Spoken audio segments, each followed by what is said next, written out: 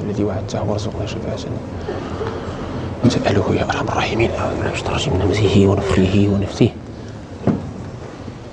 الحمد لله الذي أحسن كل شيء خلقه وبدأ خلق الإنسان من طين ثم جعل نسله من سلالة من ماء مهين ثم سواه ونفخ فيه من روحه وجعل لكم السمع والأبصار والأفئدة قليلا ما تشكرون.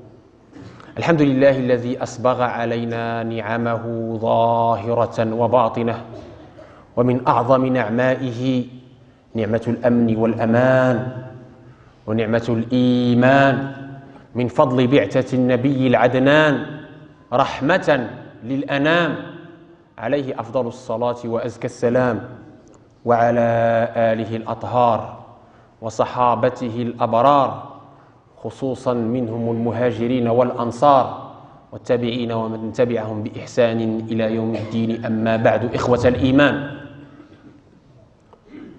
يقول الحبيب المصطفى صلى الله عليه وسلم: نعمتان مغبون فيهما كثير من الناس، نعمتان مغبون فيهما كثير من الناس، الصحة والفراغ، الصحة والفراغ. ويقول عز من قائل: وإذا فرغت فانصب وإلى ربك فارغب. إن الشباب عماد هذه الأمة، وهم من ناصر ونصر رسول الله صلى الله عليه وسلم، وعليهم المعول والمعتمد. وإننا في هذا العصر تتهددنا وتتهددهم تحديات عظيمة، تحديات عظيمة.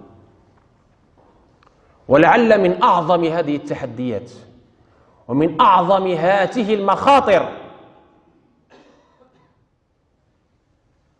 التي تفتك بالصحة والعقل والمال فتنة التدخين والشيشة والمخدرات وما حاط ودار حولها. فماذا يقول ديننا الحنيف في كل هذا؟ Mes chers frères, mes chères sœurs, notre bien-aimé messager sallallahu alayhi wa sallam nous rappelle dans un hadith magnifique, il nous dit deux bienfaits d'Allah. Deux bienfaits d'Allah à propos desquels vous êtes inconscient, vous ne portez pas assez d'attention. Vous ne leur donnez pas leur juste valeur. Le premier bienfait, la bonne santé.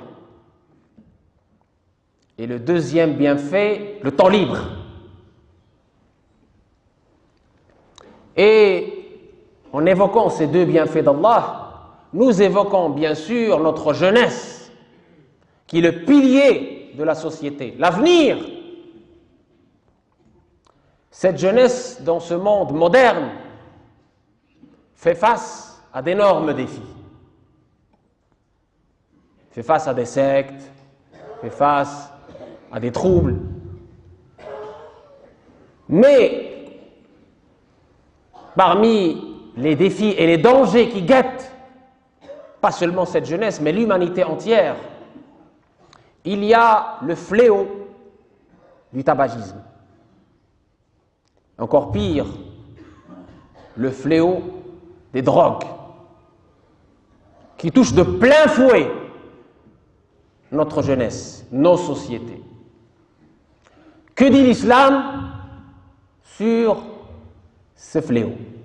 Que dit l'islam sur la cigarette, sur la chicha et pire encore sur les drogues?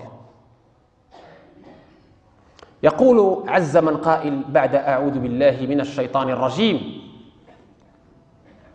ولا تلقوا بأيديكم إلى التهلكة وأحسنوا إن الله يحب المحسنين.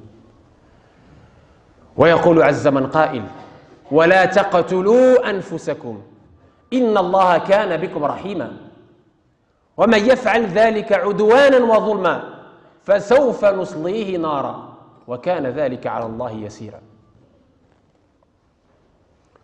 وفي الحديث الصحيح الذي رواه مالك في موطئه عن أبي سعيد الخدري رضي الله عنه وأرضاه قال رسول الله صلى الله عليه وسلم لا ضرر ولا ضرار وقد اتخذت قاعدة فقهية عظيمة.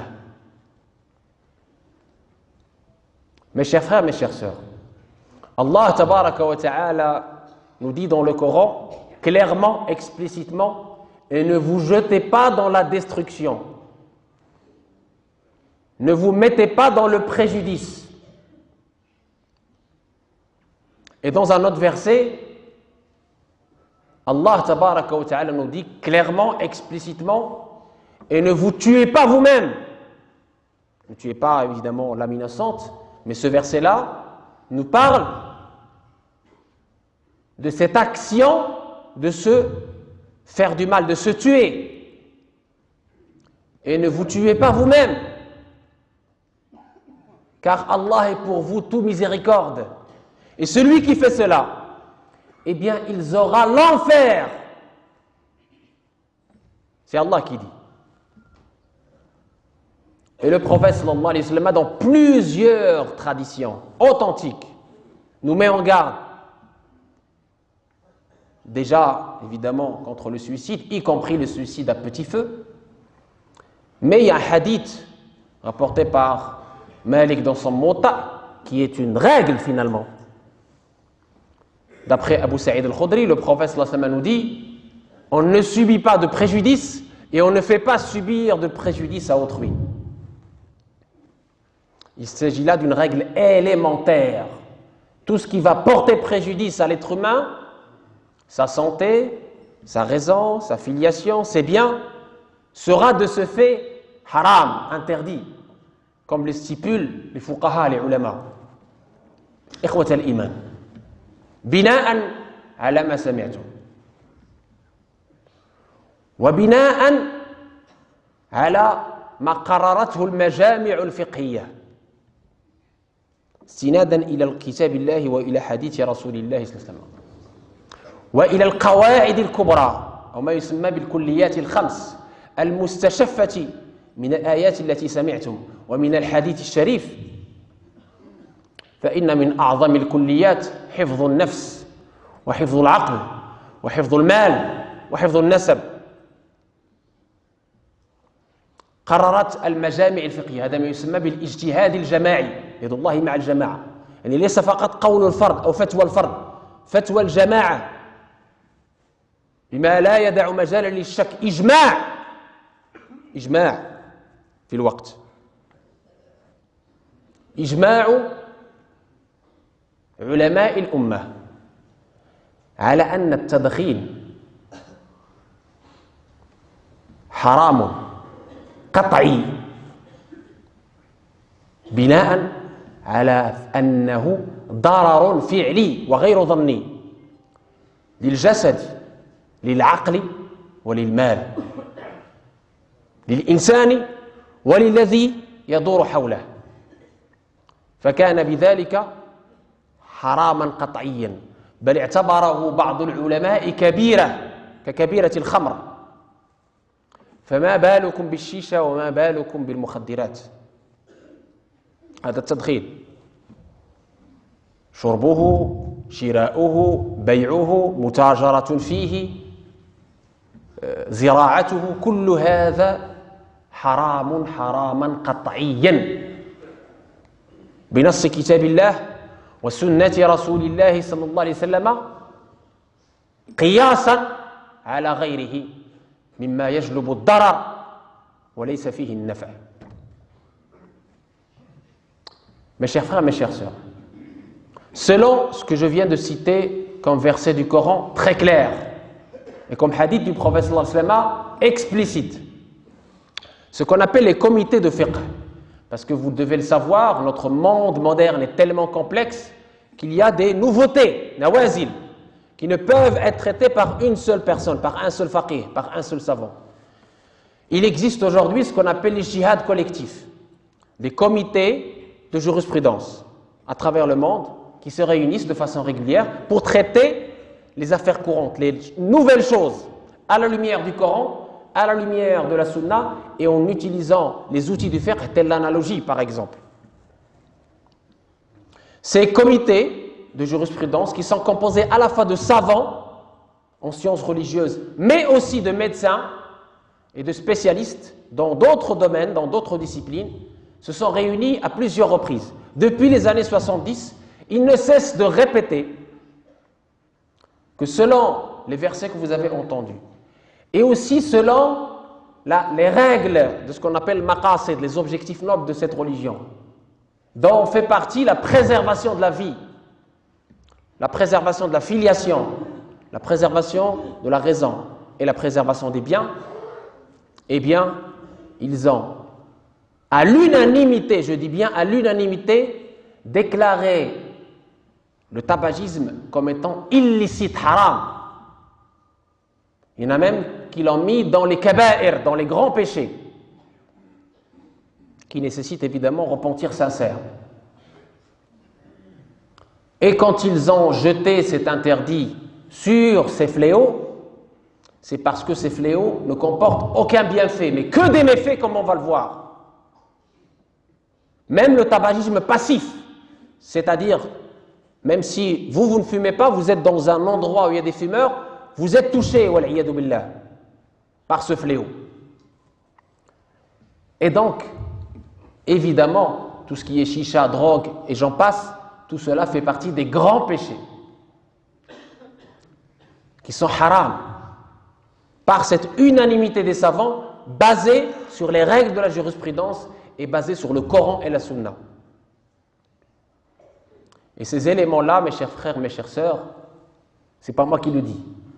C'est les rapports des comités, comme j'ai dit, de grands savants qui ont été soutenus par le rapport des médecins et des spécialistes, qui ont donc décrété ces fléaux comme haram. Et quand ils ont décrété ces fléaux comme haram, comme kabira, ils ont aussi interdit tout ce qui tourne autour, c'est-à-dire la vente, l'achat, l'agriculture, tout le reste. Tout ce qui tourne autour de haram est haram. Tout ce qui va amener à ce haram est haram. Parce qu'on parle du même fléau. Que vous soyez au bout de la chaîne ou en aval de la chaîne, en amont ou en aval, c'est la même chose. Vous êtes complices. Vente, achat, transport, agriculture, tout cela est en toute évidence haram, à l'unanimité, je dis bien, ijma' de nos savants, concernant cette nazie-là, ce fléau du monde moderne. Et pour finir, quelques chiffres de l'OMS, l'Organisation mondiale de la santé. 60 millions de morts, tenez-vous bien, la population de la France. 60 millions de morts pendant le demi-siècle, le dernier demi-siècle qu'on vient de passer. 60 millions de morts en 50 ans. Plus grave que les deux grandes guerres réunies. Plus grave que les deux grandes guerres réunies. 60 millions de morts. Et ça continue. Ça continue puisqu'on nous dit qu'il y a 60 000 morts par an en France. C'est-à-dire un mort sur 10, c'est le tabac. Et je ne vous dis même pas les chiffres concernant les drogues et concernant chicha. Ces chiffres-là, que vous venez d'entendre, sont énormes et sont loin de représenter toute la réalité de ce fléau et tout le danger de ce fléau, puisqu'il ne compte pas le tabagisme, l'impact sur l'environnement, ce qu'on appelle le tabagisme passif, l'impact sur le fœtus de la femme. La dernière fois à l'hôpital, une de nos sœurs est partie consulter. Elle était dans son 8e mois de grossesse. 8e mois de grossesse. Et le médecin, c'est véridique, hein, le médecin lui dit, Madame, ce que vous avez dans votre matrice, en votre sein, c'est devenu du charbon. Wal'iyadu billah. Et vous devez être opéré de suite. Déjà mort. Combien de paquets de cigarettes vous fumez par jour? Elle a répété, je ne fume jamais. Je ne fume jamais. Alors, le médecin lui dit, est-ce qu'il y a des personnes qui fument autour de vous? Ah oui, mon mari. Voilà ce qui se passe. C'est ce qu'on appelle le tabagisme passif. Donc ces 60 millions que j'ai cités, c'est 60 000 morts par an. On ne comptabilise pas ces dangers ou ces impacts indirects du tabagisme passif. Ainsi, cela doit nous mener à réfléchir. Cela doit nous mener à comprendre notre mission sur terre. Allah tabaraka wa ta'ala stawda'a al-insana هذه الوديعة العظيمة اللي هي نفسه وأمره بالحفاظ عليها وغدا يوم القيامة يحاسب على فعله فيها. نعمة من الله الصحة، نعمة من الله المال، فيسأل الإنسان غدا يوم القيامة عن هذا البدن، هذه النفس التي استودعك الله إياها في هذه الدنيا، هل فعلت بها خيرا؟ هل استعملتها فيما يرضي الله؟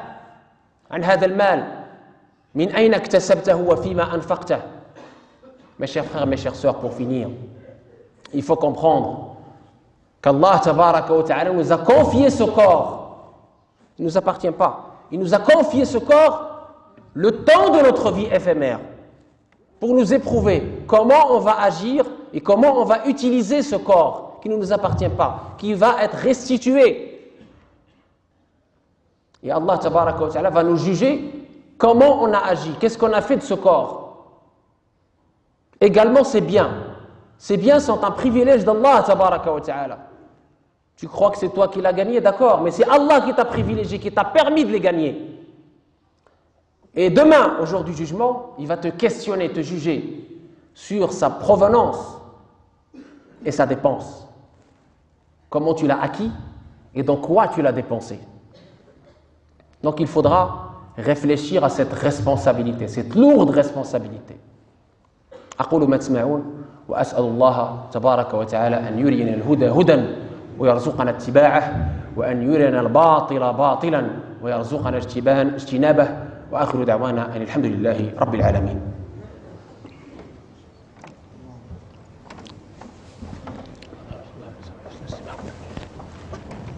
الحمد لله الواحد بلا عدد، الحمد لله رافع السماء بلا عمد، الحمد لله لم يولد ولم يلد، والصلاة والسلام على المبعوث بالرشد وآله وصحبه والمقتدي. أما بعد، إخوة الإيمان، دائما في موضوع التدخين والشيشة والمخدرات وبينا حرمتها بدليل كتاب الله وسنة رسول الله صلى الله عليه وسلم وإجماع علماء العصر،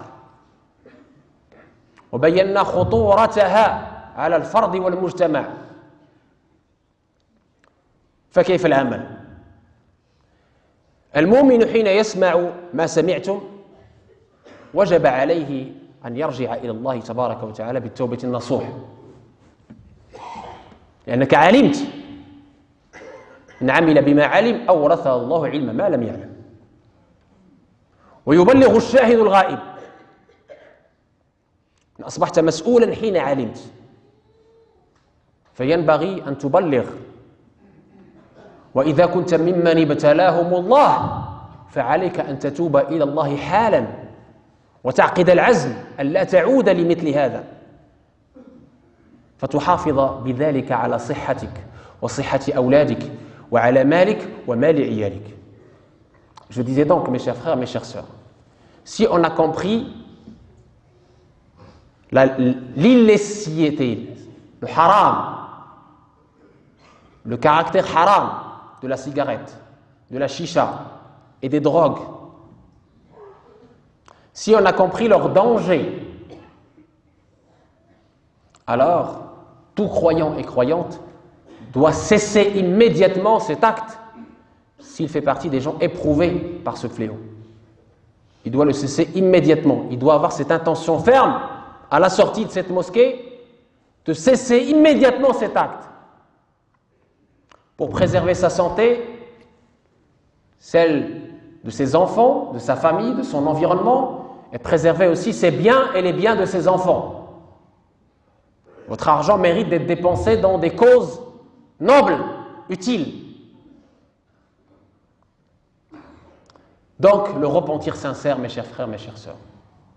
Et aujourd'hui, grâce à Allah, tabaraka wa ta'ala, nous avons des structures pour pouvoir sortir de la dépendance. Si la personne, malheureusement, est tombée dans la dépendance, il y a ce qu'on appelle le sevrage. Si vous consultez votre médecin, votre pharmacien, il y a aujourd'hui des patchs à base de plantes qui permettent à la personne de sortir de ce fléau petit à petit. Petit à petit, parce que je sais que c'est difficile de sortir immédiatement. Mais il faut avoir cette intention ferme d'en finir à un moment pour recourir à une nouvelle santé, pour protéger cette vie qu'Allah tabaraka wa ta'ala nous a confiée, pour protéger nos biens et surtout pour satisfaire à Allah tabaraka wa ta'ala. Parce qu'on doit le faire pour Allah. Allah a interdit de porter préjudice à notre santé, à nos biens. Donc il faut justement revenir à Allah tabaraka wa ta'ala par un repentir sincère et justement tout faire pour aussi communiquer autour de nous ce qu'on vient d'apprendre, ce qu'on vient d'entendre. C'est cela le vrai croyant. Il partage les bonnes choses parce qu'il veut, il aime le bien pour son prochain. Il faut partager cela avec douceur et sagesse pour protéger nos familles, protéger nos enfants et protéger notre jeunesse. Notre jeunesse est en péril, notre jeunesse est en déperdition. Notre jeunesse est notre force, c'est notre avenir. Si elle est détruite par la cigarette, par chicha, par la drogue et par ce commerce illicite, par cette économie parallèle, que nous restera-t-il? Que nous restera-t-il pour bâtir, pour construire? أقول ما تسمعون وأسأل الله تبارك وتعالى أن يهدينا وأن يرد بنا إلى دينه ردا جميلا. Qu'Allah tabaraka wa ta'ala protège nos enfants et nos jeunes de ces fléaux, de ces dangers mortels. Qu'Allah tabaraka wa ta'ala nous aide à revenir vers sa religion, vers le droit chemin. Qu'Allah tabaraka wa ta'ala nous aide à la tawba, au repentir sincère. Allahumma ya arhamar rahimin, ashghalna bi ta'atik, blina bi ta'atik ya arhamar rahimin. Qu'Allah tabaraka wa ta'ala nous occupe par son obéissance, par son zikr, par les choses utiles, par le service d'autrui. Qu'Allah tabaraka wa ta'ala nous aide à exceller dans tout ce qu'on fait. Qu'Allah tabaraka wa ta'ala nous donne son amour, l'amour de son prophète, l'amour des pieux, l'amour des savants. Allahumma ya arhamar rahimin, arzuqna hubbak wa hubba rasulika sallallahu alayhi wa sallam wa hubba kulla amalin yuqarribuna ila hubbik wa hubba as-salihin wa hubba al-ulama'i al-amilin ya arhamar rahimin ya rabbal alamin. La tada' lana fi maqamina hadha dhanban illa ghafartah wa la hamman illa farajtah ولا مريضا إلا شافيته ولا حاجة هي لك رضا ولنا فيها صلاح إلا قضيتها ويسرتها يا أرحم الراحمين يا رب العالمين. اللهم اصلح ولاة أمورنا وارزقهم البطانة الصالحة التي تدلهم على الخير وتعينهم عليه يا أرحم الراحمين. أمة سيدنا محمد ارحمها، أمة سيدنا محمد احفظها، أمة سيدنا محمد ادفع عنا الفتن، ارفع عنا الفتن ما ظهر منها وما بطن، ادفع عنا الفتن التدخين، ادفع عنا فتن المخدرات، احفظها من كل المشاكل يا أرحم الراحمين، وأعد لها عزها ورقيها وسؤددها ووحدة كلمتها يا أرحم الراحمين. اجعلنا من المتحابين فيك، المتزاورين فيك، المتباذلين فيك، المتعاونين فيك.